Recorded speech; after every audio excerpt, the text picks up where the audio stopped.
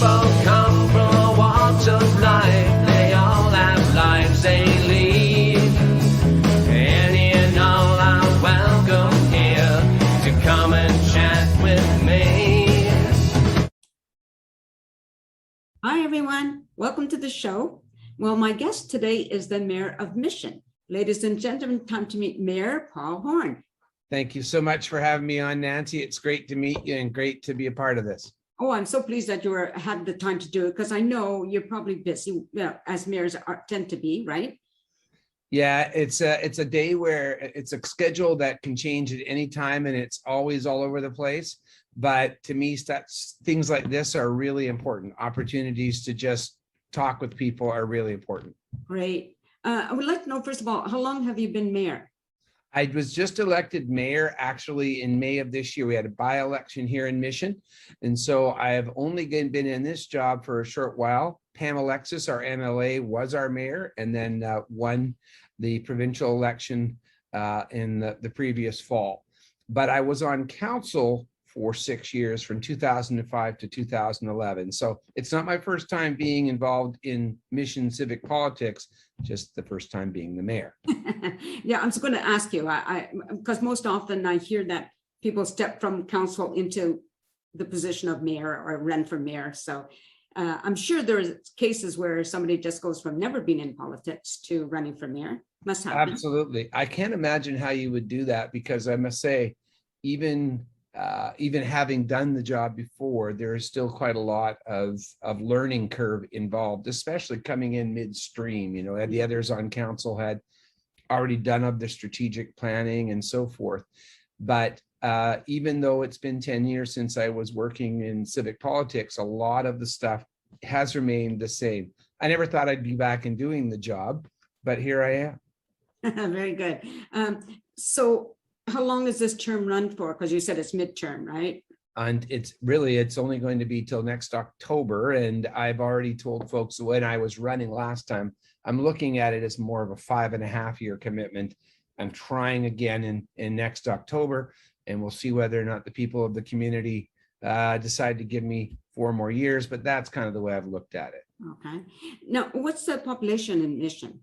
Right now, we estimate it. We'll see what happens with the newest census data, but right now we estimate it's about 44,000. Might be 42, but we think it's in the neighborhood of about 44,000 people. Okay, so now that's a relatively small city.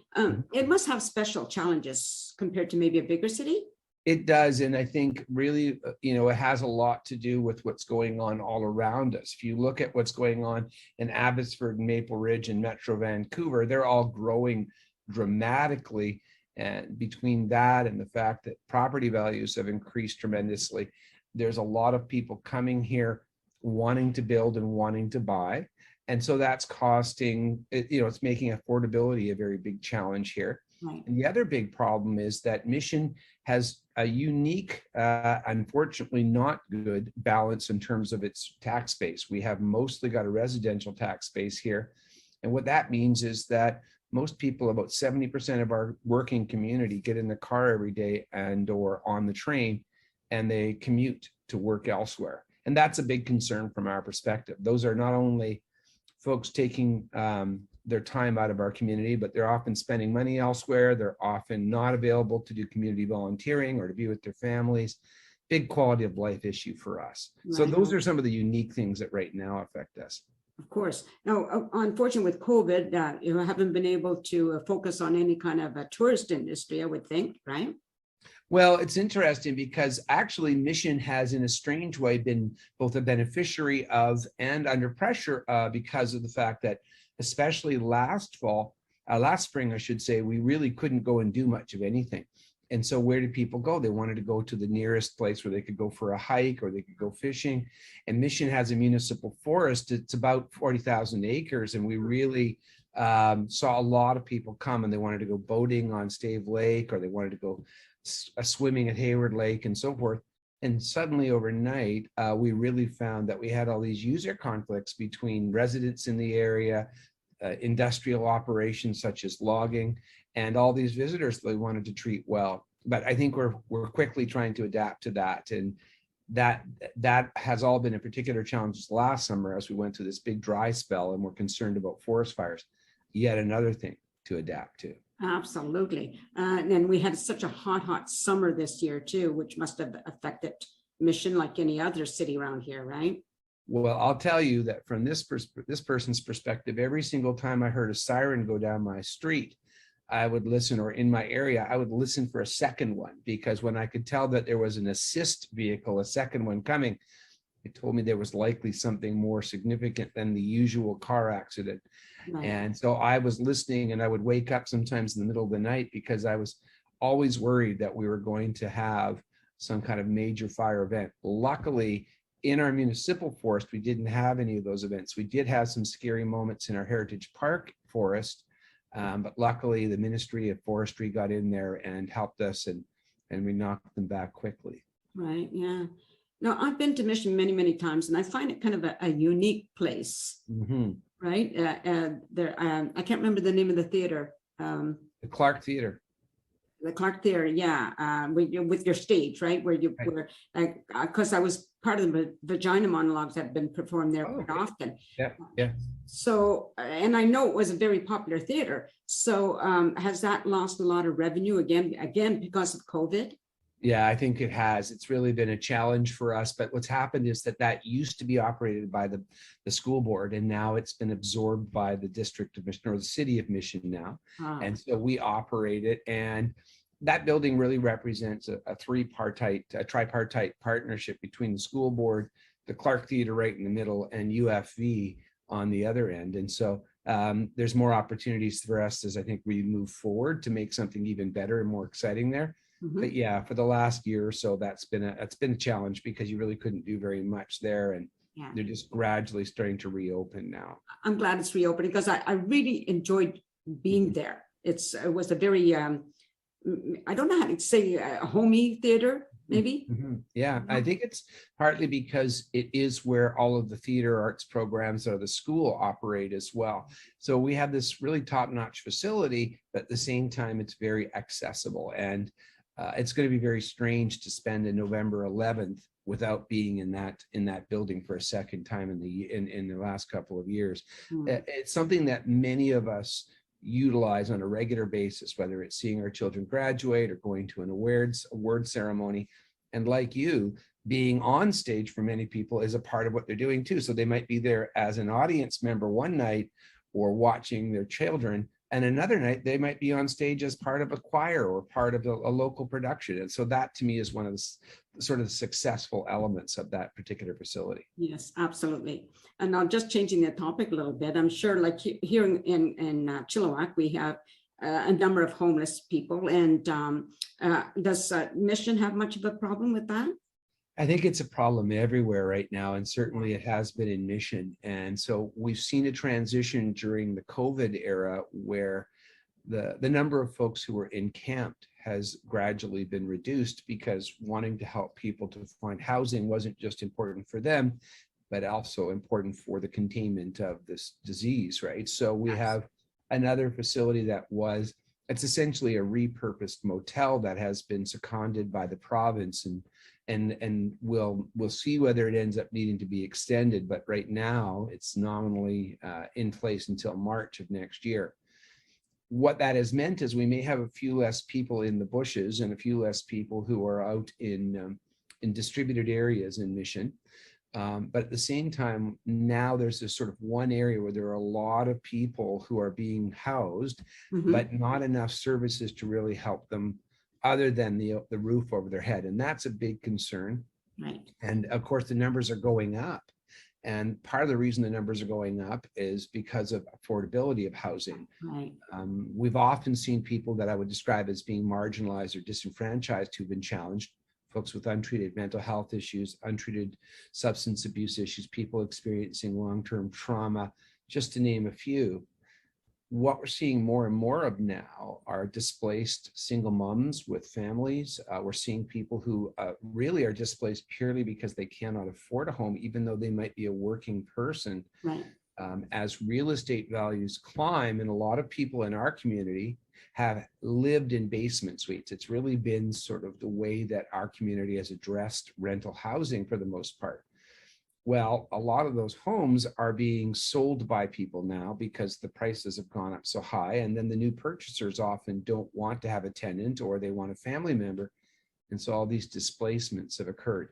So for us, finding affordability across the spectrum is a major priority, including more housing that's apartment style housing and townhomes and so forth.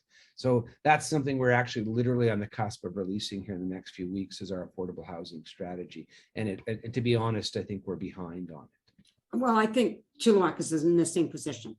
You know, I mean, we Yes. have more people, but I think, you know, I hear about it all the time. I mean, I'm lucky. I'm not one of those people that is in a position that I have to find a place to live, or, you know. Yes. But there are, that's what I call the working poor, right? Absolutely. You couldn't be more right. And I'll say this, thanks to your mayor, Ken Pothop actually reached out to me and asked if we could have lunch and bring our respective social development managers and planners.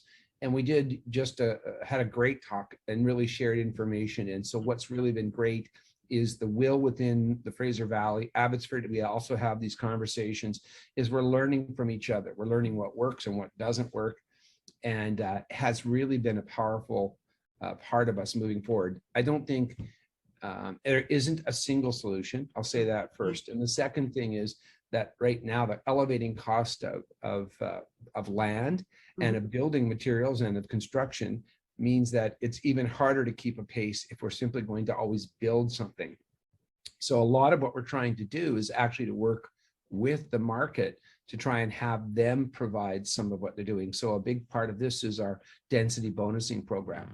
And so if a person, for example, wants to build an apartment complex in Mission, and we are able to say to them, listen, if you add 10% of your stock to be affordable housing, you'll get more yield out of your property. You'll actually have more value. So it's a win-win. And those people are much more ready to build than it is when you're trying to pay with things out of a combined provincial and municipal reserve fund. So it's going to be a faster approach as well. Right. I would never quite understand, like a homeowner, you know, who wants to rent out their basement suite for like $1,400 a month. Who do they think they're going to get as a tenant? Because often they're not big enough for more than one person, you know. So, you know, if they could just maybe think a little bit, I understand that they want to pay their mortgage and have help paying their mortgage, but don't you think that it's a little like people are going a little bit too greedy, maybe? I don't know. I think what's happening is we have, how did I hear it? The commodification of real estate is the issue, is the way I heard somebody describe it the other day, that instead of thinking of homes as homes first, we're seeing more and more people see them as investment opportunities. It's sort of the old days where you would buy gold so that you had a way of withstanding market fluctuations. Nowadays, people talk about it with real estate. And of course, the more we see these extreme prices, Right. the more people are going to be driven out. Mission is sort of considered, even though the prices are rising, still considered more affordable than places a little bit to our west. And so as a result, we're, I think, starting to see more and more of these properties being bought with the intention of them simply being investments. Right. And in some cases, people have very legitimate reasons for what they're doing. For example, I know of people who bought a home with a suite, the intention of having their adult children start off there. Or maybe they're an aging person and they want their children to live in the same home so that they can stay in place. And so in some cases, there's legitimate reasons why those suites have no longer been available to the general public. But it's a complex issue. And I think it comes down to one thing for me, which is providing a mixture of opportunities for people. If we're always got our eggs in that one basket of secondary suites, it's not going to solve the problem. Yeah, for sure. I can only think of one more question, and that is, what, for you personally, what is the biggest challenge in being a mayor? I think the biggest challenge is, we've talked about some of the big things from my perspective already of jobs and housing. So I'll say one more. And I think it's about helping people to have a voice, helping people to understand how civic politics works. I get frustrated, just like everybody else does, that things don't seem to move as quickly as they often should. But the reason for that is also a legitimate one, which is that we're trying to be democratic. We don't just take the first idea we hear and immediately go and spend money and resources on it. We're careful. We listen to other people. We listen to other constituencies. We also listen to things like the environment and making sure that we're doing the right thing there. But I want more people to be informed, and I want more people to understand how to effectively have a voice. That's why I like to do things like this and just be as real and as accessible as possible and give people information. So a lot of times people get offended or get angry first. And I would hope that more people would come and kind of ask a question or ask for help. People are often surprised that I just answered the phone when they call me, or that I'll ask a question. Even if I disagree with somebody, I'll go find the answer out for them. But I think I'm happy to do that. And I think the feedback I get from people is that I think good at showing that respect back to people. So it doesn't particularly bother me when I get a phone call from somebody who's angry. I start by listening, and that tends to de-escalate the situation. But that is a big part of the job, is helping people to have basically more faith in their local government. Absolutely. Yeah, I really appreciate, like, our mayor. He's very accessible, and that's the whole, for me, that's what I want in our mayor, right? Another thing I was thinking about, like here in Chilliwack, there are a number of groups now who are helping the seniors, right? We have something called a Kindness Chain Chilliwack, and they put on barbecues or help them bring in their groceries or stuff like that. Does Mission have anything like that? It has, and in fact, that was one of the things I got the chance to be involved with for many years in between my first time on council and now, and that's something called the Stone Soup Initiative. And it was really about bringing neighbors together, sometimes neighbors that had things to give, and sometimes people who are in need. And often we're targeting folks who are homeless or impoverished. But COVID's really played a harsh role in terms of our ability to gather. A lot of those things looked like potluck dinners and so forth, and those events have been harder. I think we're going to have a chance to reprise that work, and we're doing some strategic planning here. But there are a lot of organizations in Mission that do that kind of stuff. We have 2 very active Rotary clubs. We have a Downtown Business Association and a Chamber of Commerce, both of which do far more than you would assume they would do. They're not just focused on the business side of things. They're very quick to contribute and to do things that generate that neighbor to neighbor connection. It's one of the best things about Mission. And so I see that a lot. Even our churches, they work in a way that is across disciplines. They don't really care that much if it's a Sikh temple talking to a Presbyterian church. It's really about actively doing things for the community, and they have a network there. So there's lots of examples of that here in Mission, and we want to see them go even further. Very good. Very good. Well, it's been a pleasure talking to you. It's been fantastic to talk with you as well. And I want to say thank you. I love when people do what you're doing, Nancy, which is to take a few minutes to share information about the community. Many people don't know how to navigate through the community, and the more familiar faces people find, the better off I think our communities are. So I appreciate very much what you're doing. Thank you. And I appreciate you coming on the show. So just stay there while I say goodbye to everyone.